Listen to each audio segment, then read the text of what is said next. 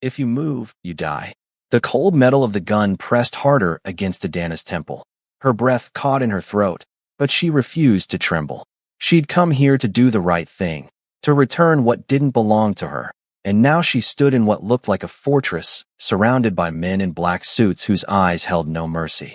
"I just came to return the briefcase," she said quietly, her voice steadier than she felt. "I found it at the bar where I work. There was a number inside." The man holding the gun didn't lower it. Behind him, others whispered in Korean, their tones sharp with suspicion. One of them stepped forward, older than the rest, his face carved with authority. "A black woman," he said in English, his accent thick. "Returning money. Boss will not believe this." Adana's jaw tightened. She knew what he was implying. The stereotype was as old as time itself, and it burned in her chest like acid. But she'd learned long ago that anger wouldn't feed her children. She'd learned to swallow it, to survive it, to rise above it even when the world insisted on pushing her down. "The money doesn't belong to me," she said, meeting the older man's eyes. "So I won't take something that will bring me no happiness. I work hard for what I have. I don't steal." Before we continue with Adana's story of heartbreak and resilience, welcome back if you're returning, and if you're new here, subscribe. This journey of betrayal, forgiveness, and unexpected love isn't easy, but it's worth it. Drop a comment below. Do you think Adana should forgive those who wronged her? Now let's dive back in. The room fell silent. Somewhere in the back, a door opened. Footsteps echoed across the polished floor, each one deliberate, commanding. The men parted like water, and Adana found herself staring at him. Kong Minho. Even without knowing his name, she could tell he was the one in charge. Everything about him screamed power, from the way he carried himself to the expensive cut of his suit. His face was expressionless, but his eyes were sharp as they studied her. "You're the one who called." His English was flawless, his voice smooth but edged with something dangerous. "Yes, I found your briefcase at the bar after closing. I thought someone might need it." "You thought someone might need $2 million?" He stepped closer, and Adana forced herself not to step back. "You didn't think to keep it? To solve your problems?" How did he know she had problems? But then again, one look at her probably told him everything. Her uniform from the bar was wrinkled from a double shift. Her shoes were worn at the heels. The exhaustion she carried was written in every line of her face. "My problems are mine to solve," she said. "Not with stolen money." Something flickered in his eyes. Surprise, maybe. Or interest. He studied her for a long moment, and she felt exposed under that gaze, like he could see through her skin to all the broken pieces she kept hidden. "What's your name?" "Adana. Adana." He repeated it, and the way he said it made something flutter in her chest that she immediately pushed down. This man was dangerous.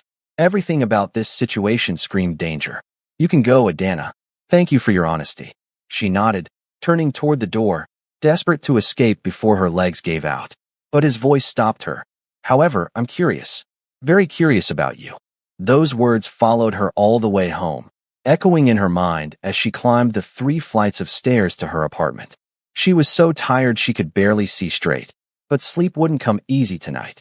Not after what had happened. Not after looking into those eyes and feeling something shift in the air between them. The apartment was dark and quiet. Mrs. Chun, her elderly neighbor who watched the twins when Adana worked late, had left a note saying Kofi and Amma were already asleep. Adana crept into their small bedroom, her heart squeezing as she looked at her babies curled up together. Kofi's inhaler sat on the nightstand, a constant reminder of how fragile life could be. She brushed a curl from Amma's forehead and pressed a kiss to each of their cheeks. "Mama loves you," she whispered. "Everything I do is for you." She'd been 19 when her life shattered. 19 and studying nursing at university in France. So close to finishing her degree. So close to making her mother's dream come true. Her mother, who had died bringing her into this world, whose last breath had been Adana's first. Her father, Mr. Lee, had loved her desperately because of it, had poured all his grief and love into raising her. But then he'd remarried. Celeste's mother had been elegant and cold, and Celeste herself had inherited that coldness. From the moment they'd moved into Mr. Lee's home, Celeste had looked at Adana with unveiled hatred. Not because of anything Adana had done, but simply because of what she was. Because her skin was dark and Mr. Lee's love for her was bright, and Celeste couldn't stand living in that shadow. The party had been Celeste's idea. A celebration before final exams, she'd said with a smile that didn't reach her eyes. Adana had been reluctant, but Sophie, who was Celeste's friend and the only one who'd ever been kind to her, had convinced her to go. Just for an hour, Sophie had promised. You deserve to have some fun. She remembered the drink tasting strange. Remembered the room spinning. Remembered waking up in a bed that wasn't hers, her body aching, her mind foggy with horror and confusion. The man was already gone, but his scent lingered on the sheets, and she'd known with terrible certainty what had happened. She'd stumbled home in the early morning light, and Celeste had been waiting with their father. The lies had poured from Celeste's mouth like poison. Father, I tried to stop her, Celeste had said, tears streaming down her face in a performance worthy of an award. She's been sneaking out for weeks, going to clubs, meeting men. I didn't want to tell you because I hoped she'd stop, but last night she didn't come home at all. Mr. Lee's face had crumbled. Adana, is this true? No, father, I swear. Celeste took me to a party. Someone drugged my drink. I don't remember. Don't remember? Celeste had laughed bitterly. Or don't want to admit what you did. Father, she's lying to cover up her reckless behavior. Everyone at the party saw her flirting, drinking. I wasn't. Enough. Mr. Lee's voice had cracked like thunder. Adana had never heard him sound like that, so full of disappointment and rage. I raised you better than this. Your mother would be ashamed. Those words had cut deeper than any knife. Adana had stood there, watching her father's love turn to disgust, and she'd known that nothing she said would matter. Celeste had planned this perfectly, and Mr. Lee believed every word. When she discovered she was pregnant 6 weeks later, everything had fallen apart completely. Mr. Lee had called her a disgrace to their family name. He'd told her to leave and never come back, that she was no longer his daughter. She'd packed a single bag and left France with nothing but the clothes on her back and a baby growing in her belly. No, 2 babies. The ultrasound had shown twins, and Adana had cried for hours in that clinic. How could she raise one child alone, let alone 2? She'd found work at a bar in Seoul, drawn there by some instinct she couldn't name.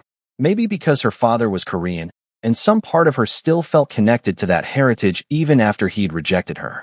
She'd worked through her pregnancy, saved every coin, and when Kofi and Amma were born, she'd held them and promised they would never know the poverty she'd endured, the shame she'd carried. But promises were easier made than kept. 3 years had passed since then. 3 years of working double shifts, of stretching every dollar, of watching her children grow without their father because she didn't even know who he was. That night remained a blur of fractured images and nauseating fear. The knock on her door the next morning startled her from her thoughts. It was her landlady, Mrs. Park, and the woman's face was twisted with its usual greedy expression. Rent was due yesterday, Adana. I can't keep giving you extensions. I know, Mrs. Park. I get paid tomorrow. I'll have it then, I promise. Tomorrow isn't good enough. I want it today, or you're out. The woman's eyes were cold. I have other people interested in this apartment. People who pay on time. Adana's chest tightened. Please, just one more day? My children. Not my problem. Mrs. Park turned to leave, then paused. Actually, something strange happened this morning. Men in black suits came by. Very expensive looking. They asked about you. Fear shot through Adana's veins. What did they want? They asked if you lived here, how much your rent was. Mrs. Park's eyes gleamed with curiosity. Who are you involved with, girl? I'm not involved with anyone. But she knew. Somehow, she knew it was him. Kong Minho. He'd said he was curious about her. But this was something else entirely. This was invasion, surveillance. What did he want? She got her answer that evening when she arrived at the bar for her shift. Mr. Kim, the owner, pulled her aside with an odd expression on his face. Your rent has been paid, he said quietly. Adana froze. What? 3 years in advance. Men came this afternoon with cash. They said it was taken care of, that you shouldn't worry about housing anymore. The floor seemed to tilt beneath her feet. 3 years. That was tens of thousands of dollars. No one did something like that without expecting something in return, and the thought of what Kong Minho might expect made her stomach turn. I can't accept that, she said firmly. I need to pay it back. Mr. Kim shrugged. I don't think you understand what kind of man paid it, Adana. This isn't charity you can refuse. This is a gift from someone very powerful, and refusing gifts from powerful people can be dangerous. She worked her shift in a daze, her mind spinning. When she finally clocked out near midnight, exhaustion dragged at every step. She'd started doing food deliveries on the side to make extra money, and tonight she had one last order to drop off before she could go home to her babies. The address led her to an upscale neighborhood she'd never been to before. She balanced the food containers carefully as she approached the house, but before she could ring the bell, a familiar voice called out. Adana? Is that you? She turned and felt her blood run cold. Celeste stood on the sidewalk, her mouth falling open in shock. She was dressed expensively, her fair skin glowing in the streetlight, her hair perfectly styled. Everything about her screamed wealth and privilege. What are you doing here? Celeste's shock quickly morphed into cruel delight. Oh my God, you're a delivery woman? This is too perfect. Move aside, Celeste. I have a job to do. A job? Celeste laughed, stepping closer. Is this what your life has become? Delivering food? How pathetic. How are your little mistakes doing? What were their names again? The bastards you had. Don't. Adana's voice came out low and dangerous. Don't you dare talk about my children. Why not? It's the truth, isn't it? You got pregnant like a fool and ruined your life. Father was right to disown you. Celeste's smile was venomous. I heard one of them is sick too. Asthma, isn't it? Poor little Kofi, struggling to breathe. I wonder how you're managing to pay for his medication on a delivery woman's salary. Oh wait, you're probably not managing at all. The slap came before Adana could stop herself. Her palm connected with Celeste's cheek with a sharp crack that echoed down the quiet street. Celeste stumbled backward, her hand flying to her face, shock replacing the cruelty in her eyes. You bitch. Celeste lunged forward, her fingers curled like claws. But before she could reach Adana, a hand caught her wrist midair. The grip was firm, unyielding, and Celeste gasped as she was pulled backward. Adana's eyes widened as she saw him. Kong Minho stood between them, his expression carved from ice. He held Celeste's wrist with one hand, his entire presence radiating controlled danger. The air itself seemed to thicken with tension. If you touch my woman again, he said softly, his voice deadly calm, you'll discover why people fear my name more than they feared death itself. Adana's heart stuttered. Your woman? I'm not. He turned to her, and something in his eyes made her words die in her throat. There was possession there, protection, something fierce and claiming that she didn't understand but felt all the way to her bones. Of course you are my woman, he said, as if it were the most natural thing in the world. Then he turned back to Celeste, who had gone pale. Do we have a problem here? Celeste's mouth opened and closed. Her eyes darted between them, and Adana saw the exact moment recognition hit. Celeste knew who he was. Everyone in Seoul knew the name Kong Minho, the billionaire whose business empire stretched across Asia, whose connections ran deep into places most people didn't dare speak about. No problem. Celeste stammered, backing away. I didn't know she was. I didn't realize. You didn't realize she was under my protection? Minho's voice remained soft, but there was steel beneath it. Now you do. I suggest you remember that. Celeste practically ran back toward the house, and Adana heard her friend Sophie calling after her from the doorway. Sophie's face was white with shock, her eyes fixed on Minho with something like fear. The moment they were gone, Adana rounded on him. What are you doing here? And what gives you the right to call me your woman? I don't belong to anyone. You're angry. He didn't seem surprised or bothered by it. Of course I'm angry. You paid my rent without asking me. You've been having me watched.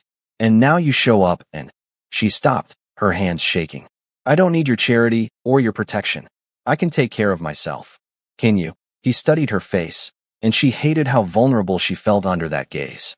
You work 2 jobs, you have sick children, and that woman just told you exactly how bad things are. When was the last time you slept more than 4 hours? When was the last time you weren't worried about money? That's none of your business. You made it my business when you returned my briefcase. He stepped closer, and she could smell his cologne, subtle and expensive. Most people would have kept it, used it to solve their problems. But you didn't. You did the right thing even when the wrong thing would have been easier. Do you know how rare that is? So you're paying my rent out of gratitude? She didn't believe that for a second. I'm paying your rent because I want to know more about you. Because something about you intrigues me, and I don't get intrigued easily. His eyes searched hers. That night when I saw you, you looked fearless.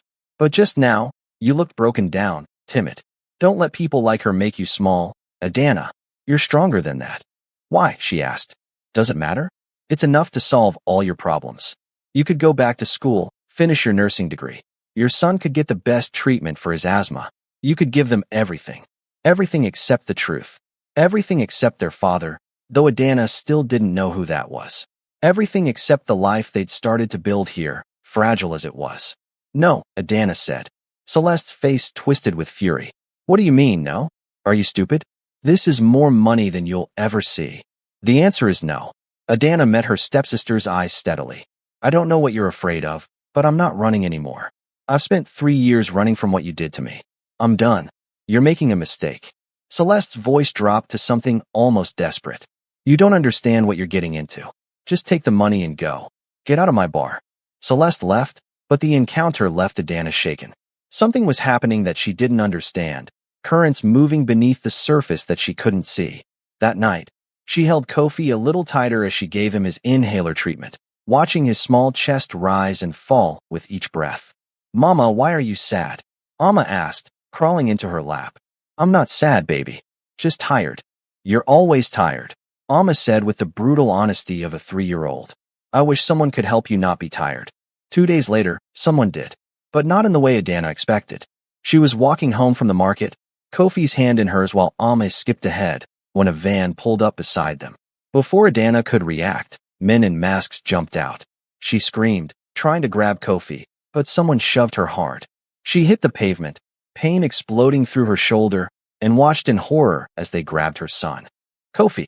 She scrambled to her feet, but the van was already pulling away. Amma was crying, screaming for her brother. Adana pulled out her phone with shaking hands and called the police, but even as she did, she knew who was really behind this. Her phone rang an hour later. Unknown number. If you want to see your son alive, Celeste's voice said, cold and hard. You'll leave Seoul by tomorrow. I'll send him to you once you're gone. Cross the border into the next city, and I'll let him go. Celeste, please. Adana's voice broke. He needs his medicine. He has asthma. He could die without. Then you'd better hurry. The line went dead. Adana stood in her apartment, Amma clinging to her leg and sobbing, and felt the world crumbling around her. She had no money for a bus ticket, no way to track Celeste, no power at all. She was exactly what her stepsister had always said she was. Nothing, powerless, alone. Then her door burst open. Sophie stood there, breathing hard, her face streaked with tears. I know where Kofi is, she gasped. But we need help. We need Kang Min-ho. How do you? There's no time to explain. Come with me. Now. They ran through the streets, Sophie leading her to a building Adana recognized. The same building where she'd returned the briefcase. The guards tried to stop them, but Sophie was screaming Min-ho's name, and somehow they were let through. He was in a meeting when they burst into his office. Min-ho looked up, irritation flashing across his face, but it vanished the moment he saw Adana's expression. What happened? My son. The words came out broken. Someone took my son. Who? Sophie stepped forward. Before you ask how I know about your one-night stand 3 years ago, before you ask anything, you need to know that your son is in danger. Your son, Mr. Kang. Kofi is yours. The silence that followed was deafening. Min-ho's face went perfectly still, and Adana felt the world tilt sideways. What? She whispered. Sophie's words tumbled out in a rush. That night, Adana. The party. You were drugged and put in the wrong room. It was supposed to be empty, but it wasn't. Mr. Kang was there, drunk, and his men hadn't arranged anyone for him. But you were there, and she choked on a sob. I'm so sorry. I've lived with this guilt for 3 years. I should have stopped it. I should have saved you. But Celeste was my friend, and I was scared, and I just went along with everything. Adana couldn't breathe. The room was spinning. She looked at Min-ho and saw her children's faces in his features. Kofi's serious eyes. Amma's smile. How had she not seen it before? Where is he? Min-ho's voice was deadly calm. Where's my son? I think Celeste has him. She told me years ago what room she'd put Adana in. She didn't know you were the one in that room until 2 weeks ago when she saw you together. She's been terrified ever since. If Adana stays with you, if you find out about the children, Celeste loses everything. Her power over Adana, her position, all of it. Min-ho was already on his phone, barking orders in Korean.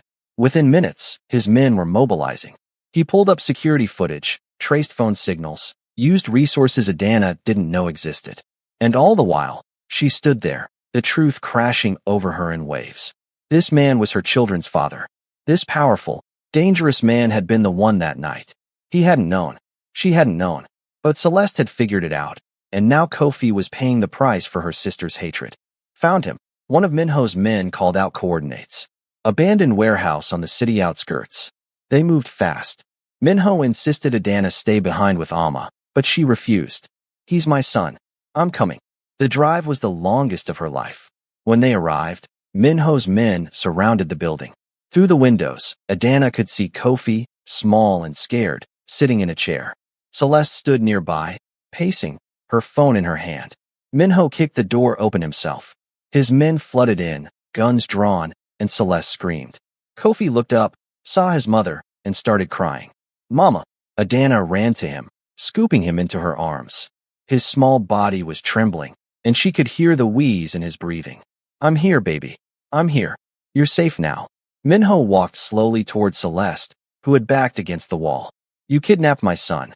I didn't know he was sick, Celeste said frantically. I wasn't going to hurt him. I just needed her gone. You needed what? To destroy your sister's life again. Minho's voice was ice. My men will take you to the police. You'll be charged with kidnapping. No, please. Celeste fell to her knees. I'll do anything. Please don't. But Minho had already turned away. He knelt beside Adana and Kofi, and for the first time, she saw his hands shake as he reached out to touch his son's face. He needs his inhaler, Adana said quietly. It's at home. My men will get it. And a doctor. We'll take him to the hospital now. Minho looked at Kofi, really looked at him, and something broke in his expression. I didn't know. All this time, I didn't know. They took Kofi to the best hospital in Seoul. The doctors treated him, gave him oxygen, stabilized his breathing. Amma clung to Adana the whole time, refusing to let go. And Minho stayed with them, his presence solid and unwavering. When Kofi finally fell asleep, safe and breathing easily, Minho pulled Adana into the hallway. That night, he said, I need you to understand. I was drunk, yes, but I thought my men had arranged someone. When I woke up and you were gone, I realized something was wrong. I searched for you. For months, I searched. But you disappeared. Because I was pregnant and disowned. Adana's voice was hollow. My father believed Celeste's lies. He thought I was living recklessly, sleeping around. He called me a disgrace. He didn't know the truth? No one knew the truth except Celeste and Sophie. Tears streamed down her face. You destroyed my life that night. I lost everything. My education, my family, my future. I know. His voice cracked. And I can never undo that. But let me try to make it right. Let me give you back what was taken. How? She laughed bitterly. How do you give back 3 years of struggling, of working myself to exhaustion, of watching my son fight to breathe, because I couldn't afford better care? I'll send you to the best nursing school. I'll support your education, your career. I'll give our children everything they need. He stepped closer. And I'll find your father. I'll make sure he knows the truth. Why? Why do all this? Because they're my children. Because you returned my briefcase when you could have kept it. Because when I see you, I see someone who's been knocked down over and over, but keeps getting up. His eyes held hers. Because I want to know you, Adana. The real you. Not the broken, exhausted version your sister created. It took 2 days before Minho's investigators found enough evidence. Security footage from the party 3 years ago. Testimony from others who'd been there. Sophie's full confession. Everything pointed to the same truth. Celeste had drugged Adana and orchestrated everything. Minho called Mr. Lee himself. The old man arrived at the hospital pale and shaking. When he saw Adana with the twins, his legs nearly gave out. Adana. She stiffened but didn't turn away. Minho had shown him everything, told him everything. Mr. Lee knew now what his beloved stepdaughter had done to his real daughter. I'm sorry, Mr. Lee said, his voice breaking. I'm so sorry. I should have believed you. I should have known Celeste was lying. But I was blind, and I let my anger cloud my judgment. Can you ever forgive me? Adana looked at him for a long moment. She thought about hatred, about carrying grudges, about letting bitterness poison what remained of her life. Then she looked at her children, at Minho standing quietly nearby, and made her choice. Yes, father. I forgive you. Mr. Lee wept. He held her carefully, like she might break, and met his grandchildren for the first time. Kofi was shy, but Amma climbed into his lap and asked if he knew any Korean words. The old man taught her simple phrases, and Adana watched her father smile for the first time in 3 years. Celeste was arrested, but when the court date came, Adana did something no one expected. She asked the prosecutor to reduce the charges. Why would you do that? Celeste asked when they faced each other in a private room. After everything I did to you? Because repairing evil with evil solves nothing, Adana said quietly. You're my sister. You're broken and hurting, and sending you to prison for years won't fix that. It'll only make you hate me more. Celeste fell to her knees. I don't understand. I ruined your life. I destroyed everything you had. Why would you show me mercy?